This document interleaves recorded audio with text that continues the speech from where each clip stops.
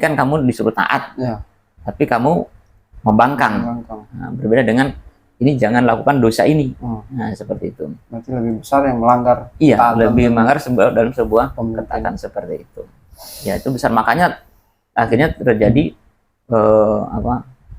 dipukul balik gitu ya, serangan balik yang dipimpin oleh Khalid bin Walid. Itu poin. Makanya dalam sebuah organisasi, dalam sebuah lembaga tentunya, perkumpulan apa saja, apabila selama pemimpin itu tidak memerintahkan kita dalam sebuah kemaksiatan kepada Allah Subhanahu wa taala, ya itu harus kita patuhi, taati. Yang kedua, ini yang mungkin penyakit ya, dan itu memang selalu ada, yaitu cinta dunia.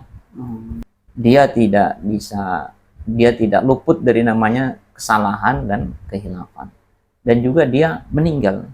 Artinya kalau kita beribadah karena orang, ya, kapan orang ini meninggal, bisa jadi nanti kita futur atau berbalik arah. بجهادنا سنفتت الصخرة ونمزق الطاغوت والكفر بجهادنا سنفتت الصخرة. Kemudian yang berikutnya adalah menyelisihi perintah dari sebuah atasan itu mempunyai efek yang tidak baik tentunya dalam sebuah pergerakan. Jatuh contoh kita ambil dari kisah pasukan pemanah gitu ya, pasukan pemanah itu ketika mereka sudah diinstruksikan jangan turun walaupun bagaimana keadaannya, jangan turun, tapi dia melanggar. Jadi melanggar perintah itu lebih besar efeknya daripada melakukan dosa yang dalam hal bukan melakukan sebuah larangan. Artinya kan kamu disuruh taat, tapi kamu membangkang. Nah, berbeda dengan ini jangan lakukan dosa ini. Nah, seperti itu. Berarti lebih besar yang melanggar. Iya, lebih melanggar dalam sebuah ketaatan seperti itu. Ya, itu besar. Makanya akhirnya terjadi dipukul balik gitu ya, serangan balik yang dipimpin oleh Khalid bin Walid. Itu poin. Makanya dalam sebuah organisasi, dalam sebuah lembaga tentunya, perkumpulan apa saja, apabila selama pemimpin itu tidak memerintahkan kita dalam sebuah kemaksiatan kepada Allah Subhanahu wa taala, ya itu harus kita patuhi, taati. Dan pemimpin pun juga ketika dia menyuruh, memerintah, itu sudah artinya sudah difikirkan ke depannya seperti apa, matang-matang, dan paling tidak dia sudah beristikharah dengan Allah Subhanahu wa taala.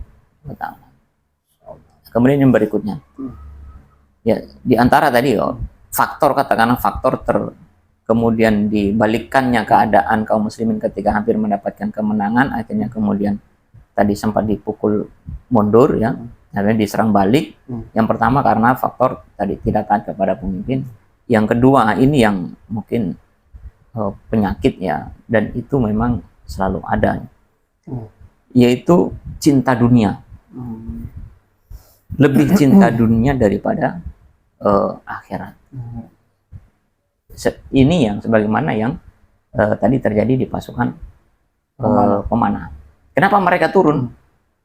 Karena mereka melihat sudah banyak harta gonimah. Sudah gonimah seperti itu. Ya. Mereka sudah banyak yang memilih mengambil gonimah. Ini seolah-olah sudah menang. Ini itu. Jadi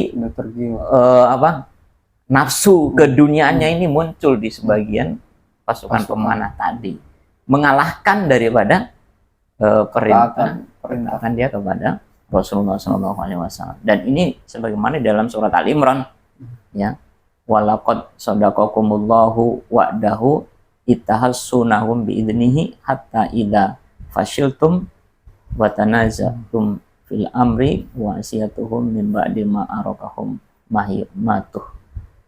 matuhibbun minkum may yuridud dunya wa minkum may yuridul akhirah. Di sini di antara kalian ada yang sudah tadi cenderung kepada dunia dan ada yang lebih memilih kepada akhirat. Nah, ini di antara bahayanya cukup besar ini ya. Ketika kecintaan dunia itu lebih kedepankan. Sama dalam tatanan sebuah organisasi, sebuah lembaga, dalam sebuah apa saja lah. Ketika orientasi pertamanya dia sudah dunia, itu akan mengalahkan banyak prinsip. Untuk mengejar dunianya kadang-kala dia harus halal, dia tidak menghilangkan lagi masalah halal dan haram. Yang penting dia bisa mendapatkan. Ya banyak kejadian apapun itu penerapannya apakah yang terjadi, peristiwa-peristiwa mungkin organisasi akhirnya rusak, runtuh, roboh dan sebagainya, itu karena tadi lebih cintanya kepada urusan keduniaan seperti itu. Dan yang terakhir ini saja mungkin belum terakhir sebenarnya sih. Sebenarnya ini tadi ketika kita harus tertanamkan dalam prinsip yang dalam keimanan kita bahwasanya ketika kita melaksanakan sebuah ketaatan atau melaksanakan ibadah itu murni karena Allah Subhanahu wa taala, bukan karena manusia. Ya. Karena kalau kita karena manusia, ya namanya manusia akan kecewa seperti itu. Sebagaimana mungkin para sahabat ketika mendengar Rasulullah telah meninggal, kemudian mereka kan down. Untuk apa lagi kita perjuangkan kalau Rasulullah sudah tidak ada. Rasulullah dari awal pun ketika keputusan Rasulullah mereka tidak ikuti itu termasuk dari kekecewaan yang mengakibatkan mungkin menarik pasukan diantaranya seperti itu. Sudah. Makanya ketika melaksanakan ketaatan, yaitu jangan murnikan karena Allah Subhanahu wa taala, jangan berharap manusia. Jadi manusia walaupun baiknya apa seperti dia, walaupun dia hebatnya seperti apa, suatu saat dia akan meninggal. Suatu saat dia akan berbuat kesalahan. Nah, sehingga ketika kita murni melakukan ketaatan karena Allah Subhanahu wa taala, ketika dia membuat pelanggaran, membuat kita kecewa, ya kita tidak kembalikan lagi. Artinya frekuensi ibadah ketaatan kita tidak akan berpengaruh, dengan seperti itu. Ya mungkin pengaruh loh, sedikit ya wajar, tapi kan harus bukan itu tujuan kita. Bukan itu. Meninggal apa itu ya para sahabat merasakan seperti itu ya. Jelas manusiawi kan. Ya, kemudian yang terakhir ya. Penutupan aja. Jadi perang Uhud ini adalah salah satu di antara bagaimana Allah Subhanahu wa taala juga membersihkan, memisahkan mana yang betul-betul mukmin dan mana yang hanya sekedar berpura-pura. Mana mukmin yang kul iman, ada yang hanya berpura-pura. Karena nanti setelah perang ini rupanya masih ini lagi. Masih ada kelanjutan. Ada kelanjutannya. Orang-orang yang tadi kayak orang-orang munafik tadi itu ya. Ketika mendengar berita banyak yang meninggal, banyak yang syahid, mereka akan mencela, mencibir. Itu kenapa tidak dengar saya punya? Iya, kenapa tidak ini? Kenapa tidak ikut pendapat saya dan sebagainya. Nah, kemudian di beberapa suku-suku yang tadi yang sebenarnya ini mungkin banyak Yahudi ya, suku-suku yang ibaratnya orang-orang yang mendukung jika menang, ya. Kalau ya jadi kalah, siapa yang menang itu yang didukung. Nah, siapa yang kalah dia mengundurkan diri, artinya keluar dari koalisi. Dan mungkin hari ini banyak ada seperti itu. Dan dia masih setelah perang Uhud ini seperti itu. Jadi ketika mendengarkan berita kalah, kan dikatakan kalah itu mengatakan kalah, tapi bagi banyak para pakar mengatakan katakan kalah juga tidak, menang juga tidak. Nah, seperti itu. Jadi masih ada kelanjutan tadi ada satu orang sahabat itu. Ya, banyak seperti Umar bin Khattab kemudian mengambil posisi yang pada dasarnya kalau ini harusnya selesai ya. Yang berputus asa kemudian mengundurkan diri perang itu adalah orang-orang Quraisy. Itu sebenarnya. Karena mereka tidak sabar. Kaum muslimin sabar, orang Quraisy tidak. Padahal Sabar. perang masih berlanjut. Perangnya kaum muslimin ibaratnya masih siap menghadapi sampai kapan saja, sampai titik darah penghabisan. Tapi orang Quraisy sudah tidak sabar, akhirnya mereka yang mengundurkan diri. Nah, jadi setelah perang itu nanti yang tadi awalnya ibaratnya mau dukung tidak, mendukung tidak, tunggu menang atau kalah seperti itu kan. Jadi yang mereka ketika mendengar informasi kaum muslimin kalah, mereka kemudian mengundurkan diri dari mendukung. Nah, nanti setelah itu kan terjadi banyak perang-perang kecil, perang Khaybar, perang apa dan sebagainya seperti itu. Masuk orang-orang munafik nanti. Di sini awal perang-perang selanjutnya Ya. yang kecil-kecil. Akhirnya orang-orang munafik kemudian tadi sebagaimana awalnya ya menyalahkan itu apa dan sebagainya. Jadi perang Uhud ini merupakan diantara Allah Subhanahu Wa Taala juga menguatkan keimanan orang-orang yang beriman biar semakin kuat dan memperlihatkan orang-orang yang tadi ibaratnya setengah-setengah hati yang cuman ini ya, kalau menang saya dukung, kalau kalah maaf saja saya keluar dari koalisi mungkin seperti itu. Masya Allah. Nah, seperti Alhamdulillah. Baik, mungkin Ustaz, kita sudah mengetahui ini hikmah-hikmah yang kita bisa ambil dari perang Uhud. Mungkin ada pesan khusus dari Ustadz kepada kaum muslimin, pemirsa kita secara umum mengenai hikmah tadi ini. Maksudnya pesan Ustadz kepada kaum muslimin dari hikmah yang telah antum sampaikan tadi, hikmah perang. Secara kesimpulan daripada hikmah perjalanan kisah daripada perang Uhud dan pelajaran yang bisa kita ambil, apa yang harusnya kita pegangi dalam kehidupan kita pada saat ini ya. Yang pertama adalah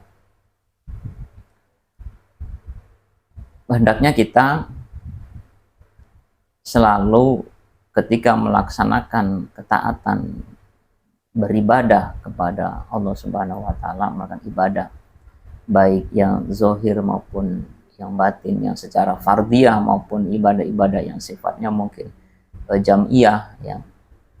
Yang pertama murnikan ya, kita murnikan bahwasannya itu kita hanya mengharapkan keridhaan dari Allah Subhanahu Wa Taala ya.